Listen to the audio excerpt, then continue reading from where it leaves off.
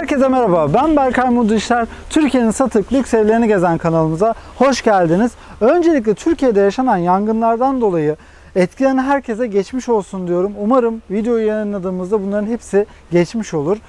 Ve Ağustos ayındaki tüm YouTube gelirlerimizi de bağışlayacağımızı buradan duyurmak istiyorum. Evet, evin bilgilerine gelirsek ev toplamda 1150 metrekarelik bir arazi üstüne kurulmuş.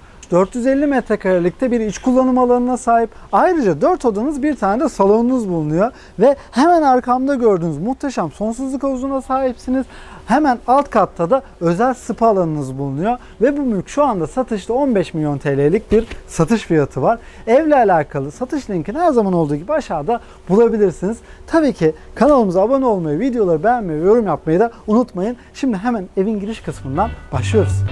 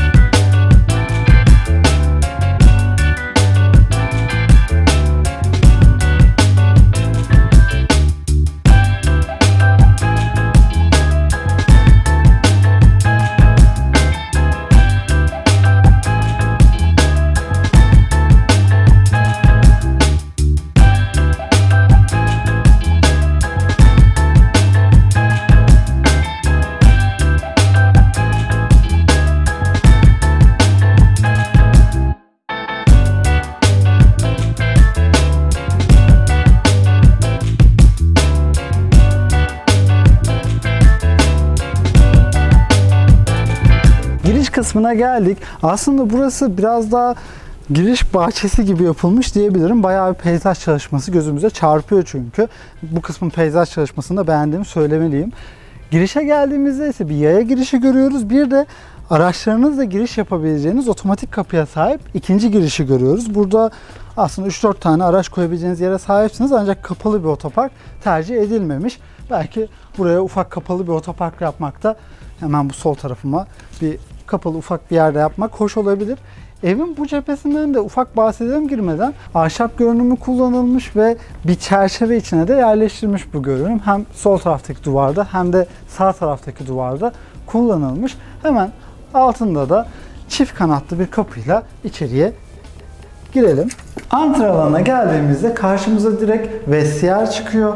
Vestiyer'in sağ tarafında ise burada buzlu cam yerleştirilmiş. Bu sayede bu alanın da doğal ışık almasını sağlamış. Zemin gözünüze çarpmıştır. Bu zemin tamamıyla salona kadar bu şekilde devam ediyor. Hoş bir detay olarak göze çarpıyor. Sağ tarafa devam etmeden buradaki ilk odayı görelim. Odaya girdiğimizde direkt gözümüze çıtalı bir tasarım çarpıyor ve çift duvar renklerini görüyoruz. Hem beyazı hem de koyu tonu güzel kullanmışlar. Evin genelinde bu çıtalı tasarımı zaten göreceğiz. Yani genel olarak evin tamamında yine bu çıtalı tasarım kullanılmış. Ayrıca tavanda da gömülü spot aydınlatmalar ve asma tavanın yerleştirildiğini görüyoruz. Tabi duvarın da tamamıyla pencere seçilmesi, yani bu kısmı odanın yine doğal ışık almasını sağlamış. Odadan çıkmadan da hemen Mehmet bir gelmeni rica edeceğim. Burada ayrı ayrı tüm odaların klima sistemleri de kullanılmış. Şimdi solumda direkt ortak tuvalet banyo var. Onu da görelim. Oradan mutfağı göreceğiz. Kapısını kapatayım. Tuvalete girdiğimizde sol tarafımızda asma bir lavabo bulunuyor. Onun üstünde bayağı büyük bir ayna kullanılmış. Aslında bu çift lavaboları biz ebeveyn banyolarında görmeye alışırız. Ancak burada ortak tuvalet banyoyu kullanmışlar. Sol tarafımda ise duşakabin bulunuyor. Hep walk-in duş dememi eleştiren kişiler var. Bu duşakabin oluyor. Diğerlerinin ismi, Türkiye'deki ismi de walk-in arkadaşlar bu arada. Türkçe bir karşılığı varsa söyleyin, zevkle kullanırız. Duşakabinin içinde de el ve yağmur başlığını da yine şöyle görebiliriz. Şimdi buradan salonun hemen yanında bulunan bir mutfak alanı var. Onu görelim. En azından salonda buradan şöyle bir size spoiler vermiş olalım. Mutfağa girdiğimizde ilk gözüme çarpan detay burada bir servis pencerenizin bulunması. Daha değişik bir özellik olarak geldi bana. Hemen yani bütün duvarlarınız depolama alanı olarak kullanılmış. Sağ tarafında ise dolaplar turkuaz, solundaki dolaplarsa beyaz ve krem renklerde seçilmiş. Şöyle buzdolabını göstereyim. Boş'un çift kanatlı bir buzdolabı var. Şöyle gösterebiliriz. Hemen buzdolabının sağında da mikrodalga ile fırın yerleştirilmiş. Zaten genel olarak Bosch'un ürünleri kullanılmış. Hatta burada bulaşık makinesi de boş seçilmiş. Şöyle açayım, göstereyim size. Mutfak dolaplarından da aynı dolap yine bulaşık makinesinin üstüne kaplanmış. Burada Blanco'nun evgesi ve bataryası karşımıza çıkıyor. Yine bulaşık yıkama yerinin bu şekilde pencereye getirilmesi, denk getirilmesi güzel bir özellik. Buradan da yani aslında bulaşık yıkarken deniz görebileceğiniz bir manzaraya sahipsiniz. Boşun yine ocağını ve davlumbazını görüyoruz. Şurada birkaç tane en azından çekmeceleri, dolapları göstereyim. Raflar kullanılmış. Şöyle şurayı da gösterelim. Evet. Bayağı bir depolama alanına sahipsiniz bence. Bu arada hava gerçekten çok sıcak. Biraz belki terlediğim belli oluyordur. Bu arada Berkay, daha önce de evlerde gördüğümüz gibi bu mutfaktaki bu kapı da aslında servis kapısı olarak nitelendirilebilir. Bahçeye direkt veya alışveriş şeklinde.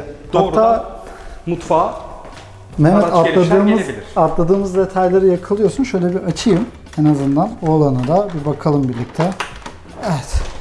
Buradan da evet. Tamamıyla aracın gelebileceği bir noktaya çıkıyorsunuz. Gerçekten Mehmet güzel yakaladı. Ben bunu atlamıştım. Şöyle kapatayım. En azından kilitledim de. Evet. Şimdi salonun olduğu kısma gelelim. Salonun olduğu kısımda yer seramikten parkeye dönüyor. Bu sefer iyi bir dönüş var aslında. Basamaklarla birlikte dönüyor. Ve tavan tamamıyla yükseliyor. Hemen sağ tarafında şömineyi görüyoruz. Tavanın nereye kadar yükseldiğini de bu kısımdan iyi görebilirsiniz. Ayrıca şöminenin üstünde de özel alçı çalışmaları yapılmış. Desenli alçı çalışmaları gözümüze çarpıyor. Hatta Venedik sıvalar da kullanılmış. Yani hem desenli sıvalar hem de Venedik sıvalar kullanılmış. Ve tavanda da 3 tane parket avize de yine yerleştirilmiş. Ben şöyle en azından bir bahçe ve havuz kısmını şuradan da yine göstermek istiyorum. Burada bir sonsuzluk havuzuyla birlikte manzaraya, nasıl bir manzaraya sahip olduğunuzu görebiliyorsunuz. Ve tamamıyla salonda, yani tamamıyla pencereler, sürgülü kapılar kullanıldığı için salon tamamıyla doğal ışık alıyor. Bu da yine ferahlık anlamında güzel bir detay. Şimdi buradan bahçe kısmına sonrasında geleceğiz. Üst kattaki yatak odalarını görelim. Ahşap bir merdivenle birlikte yukarıya çıkıyoruz. Hatta çıkarken de yine sol tarafta da dekoratif aynalar yerleştirilmiş. Yine tamamıyla merdivenle ve korkuluklarla birlikte uyumlu bir renk seçmişler. Şimdi buradaki odaları görmeye başlayalım. Oradan da zaten spa alanına ineceğiz.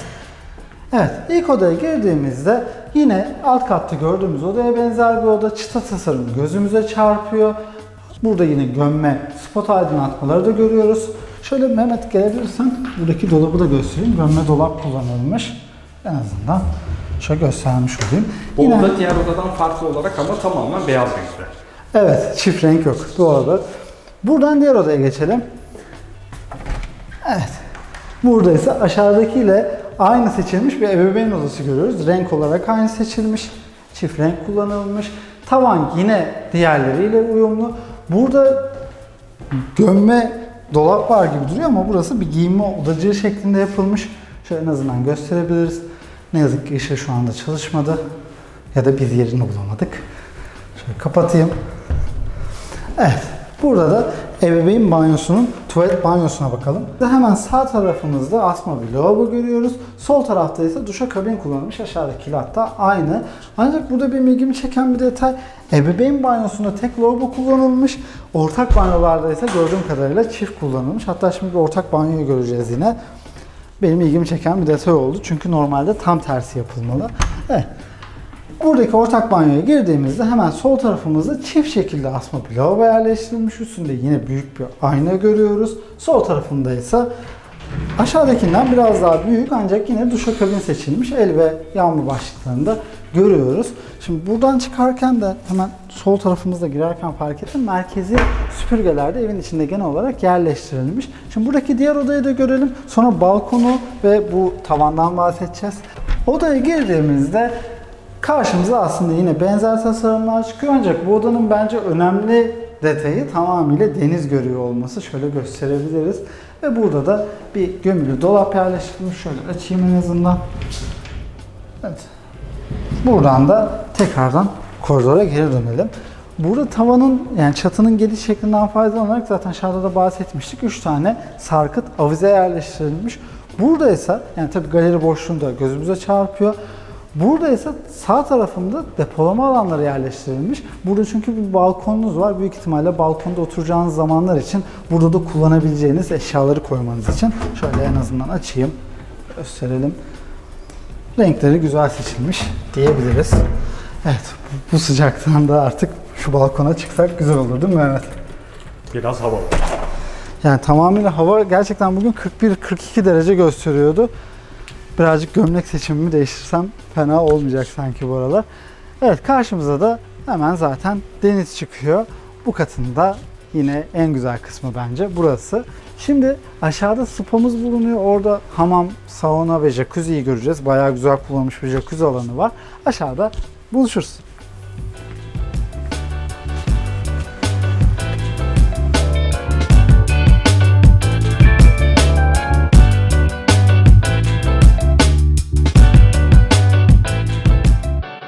Evet, spa katına geldik. Geldiğimizde hemen karşımıza bir jacuzzi geliyor. Bu jacuzziyi ahşap bir, evet aslında ahşap bir kabın içine koymuşlar gibi duruyor. Şöyle jacuzzi'nin oraya bir geçeyim. Burada el başlığınız da var. Şöyle gösterebilirim en azından.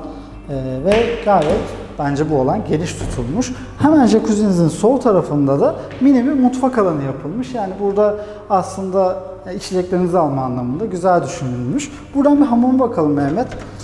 Hamama baktığımızda ise direkt karşımıza göbek taşı çıkıyor. Sağ ve sol taraflarımızda da musluklar yerleştirilmiş. Bu eve göre bence gayet geniş kullanılmış bu arada. Yani bayağı bir kişinin kullanabileceği bir hamam alanına sahipsiniz. Mehmet'in de en sevdiği yerleri geziyoruz evlerdeki. Evet, aynı zamanda bu mutfak alanının buraya yapılmış olması çok güzel. Çünkü bu alanlar aslında sıcak alanlar. Kolaylıkla mutfak alanında yukarıya gitmeye gerek yok dediğin gibi. Şimdi buradan tuvaletin ve saunanın bulunduğu kısmı görelim. Görürken de yani şöyle zeminini de göstermeni rica edeceğim Mehmet. Ahşapta geçen bir zemin var. Aralara zaten pleksi ve taşlar yerleştirilmiş. Karşımızdaki depolama alanına da büyük ihtimalle havlularınızı koyabileceğiniz bir alan yapılmış. Üstünüze başınıza bakabileceğiniz bir yer. Evet. İlk kapıyı açtığımızda burada tuvaleti görüyoruz. Şöyle geçeyim ben de. Asma bir lavabo yerleştirilmiş. Üstünde de ışıklı ayna bulunuyor. Ben tuvaletin bu şekilde ayrı bir ayrı buz camla ayrılmış tuvalet ve duş yeri. Böyle ayrılmasını seviyorum açıkçası. Aynı anda kullanım imkanı sunuyor çünkü. Evet. Duşakabin yine karşımıza çıkıyor. Üsttekilerle aynı. Şöyle gösterebiliriz. Bu duşakabinin karşısında da ışıklı bir ayna yerleştirilmiş. Onu da göstereyim. Buradan da saunaya girelim. Evet. Pardon Mehmet. Ben çekeyim onu. Evet. Kullanışlı ama biraz dar alanlar. Evet. Bu koridor biraz dar kalmış. Ama aksine sauna kısımları, hamam kısımları biraz daha geniş tutulmuş. Yine geniş bir saunaya geliyoruz. Alt kattaki spa alanlarının hepsini gördük. Şimdi salonun o kapısından bahçeye çıkacağız. Oradan havuzu ve bahçe alanını göreceğiz. Aşağıda buluşuruz.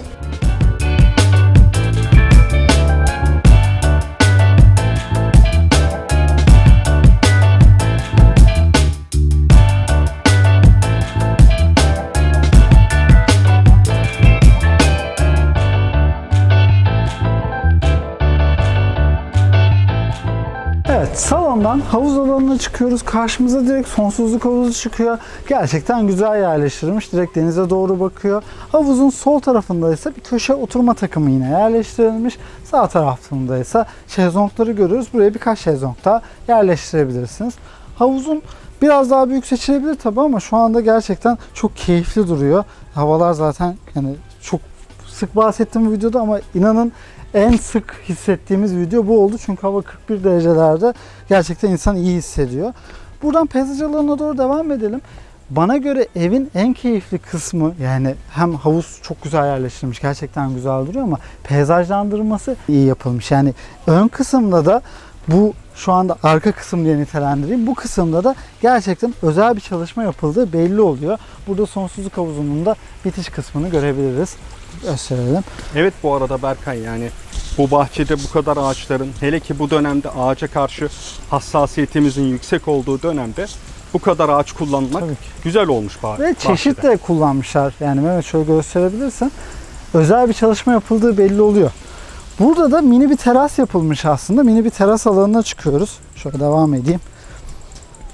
Burası da kesinlikle yaz akşamlarında masanızı yerleştirip burada Yani büyük ihtimalle biz geleneksel olarak mangal yapacağımız yer burası olur. Gerçekten güzel bir manzaraya bakıyor. Hemen bu sol tarafındaki merdivenlerden de indiğinizde denize iniş yapabiliyorsunuz. Buradan da direkt denize hatta giriş yapabildiğiniz bir alana sahipsiniz.